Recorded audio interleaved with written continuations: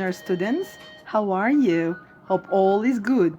Today, we're going to speak about The Boy in Striped Pyjamas by John Boyne. We learned about John Boyne last video as a great Irish writer. Please, your advice to revise that before discussing one of his great writings, novel Boy in Striped Pyjamas. The Boy in the Striped Pyjamas tells the story of Bruno, a young German boy growing up during World War II. The Boy in Striped Pyjamas, showing Bruno as 9-year-old boy, lived in his own world of imagination. He enjoyed reading adventure stories and going on expeditions to explore the lesser known corners of his family's massive house in Berlin. Although his father served as an officer in Germany's Nazi party, Bruno understood little about his work, nor he understand anything about the war. Bruno's main concerns in life were to follow the strict rules set forth by his parents and to steer clear of his older sister Gretel. Otherwise, he enjoyed seeing the hustle and bustle of Berlin and spending time with his 3 best friends, Karl, Daniel, and Martin. Bruno's new home. Normal life suddenly shattered when Bruno came home from school one day and found the family maid Maria packing his belongings. Bruno's mother explained that father would soon begin a new job and that the family needed to move immediately. Well, actually, he was really mad at Maria because of touching his belongings. Watch for this detail, as questions will come after for that. Several days later, the family boarded a train and traveled to their new home.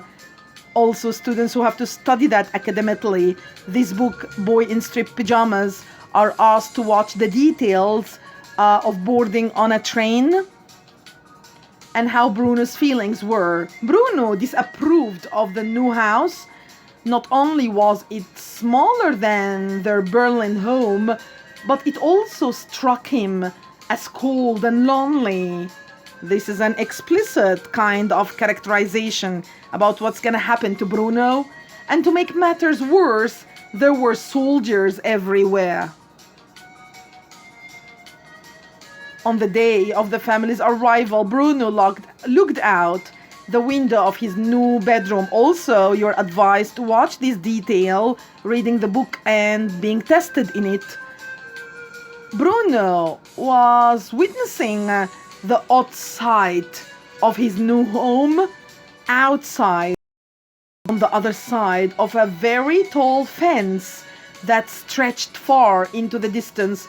He saw a large number of boys and men of all ages wearing striped pajamas and matching caps.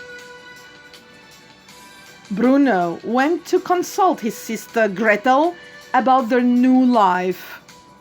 Gretel knew that their new home was called Out With, but other than that, she remained as much in the dark as Bruno.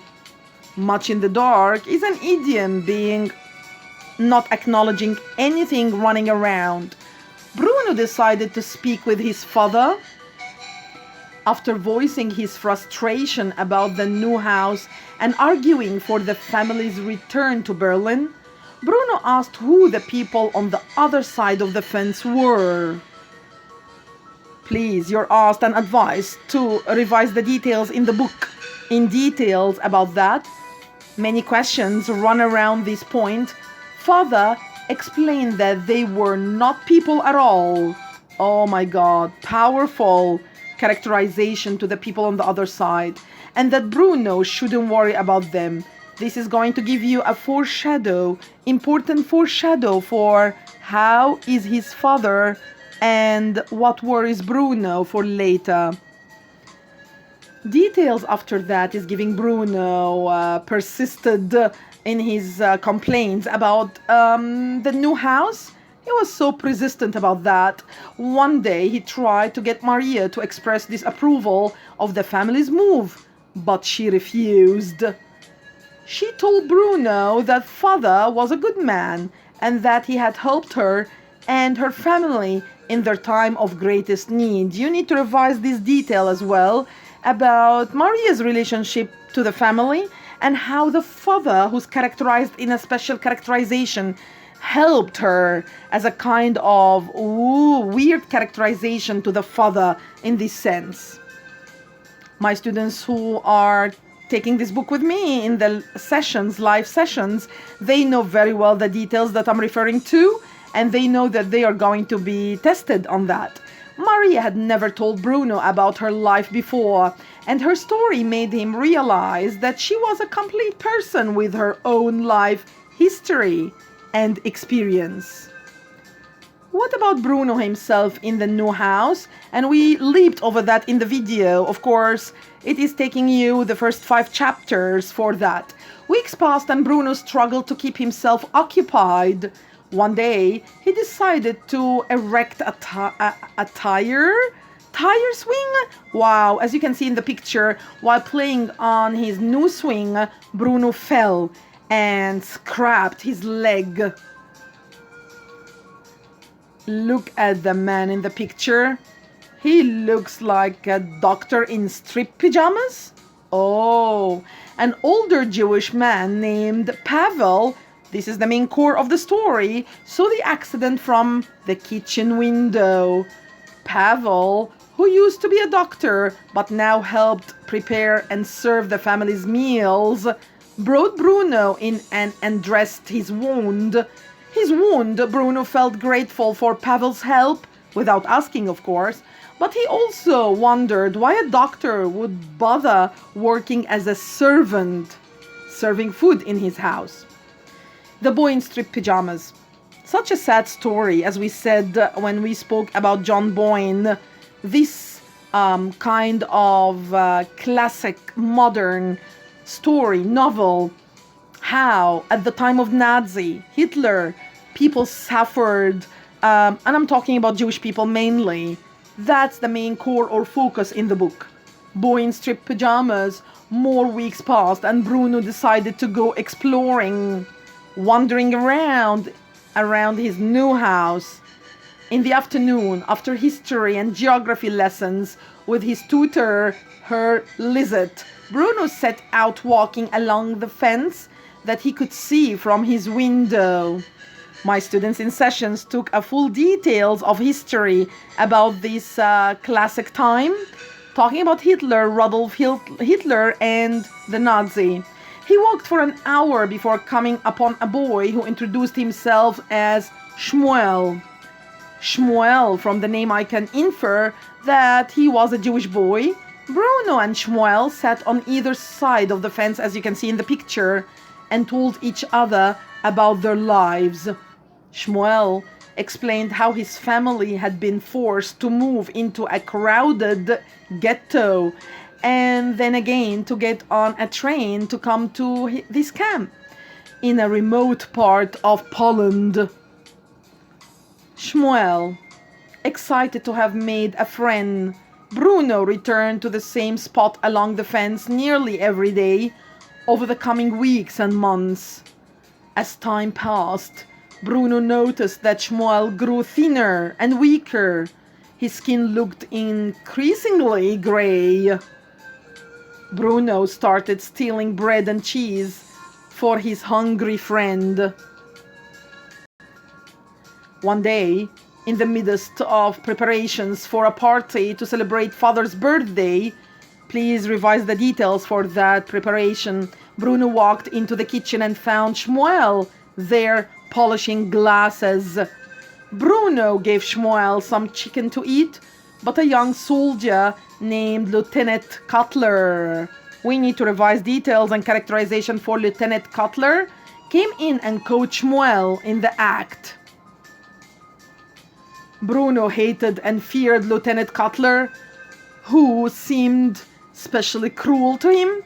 In a moment of panic, Bruno denied knowing Shmuel, and Lieutenant Cutler threatened to teach Shmuel a lesson later.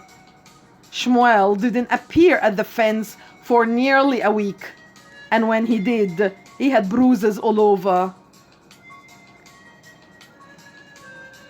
A year after the family's arrival in Outwith, in their new home, far away from Berlin, Mother grew increasingly listless and frustrated with life there.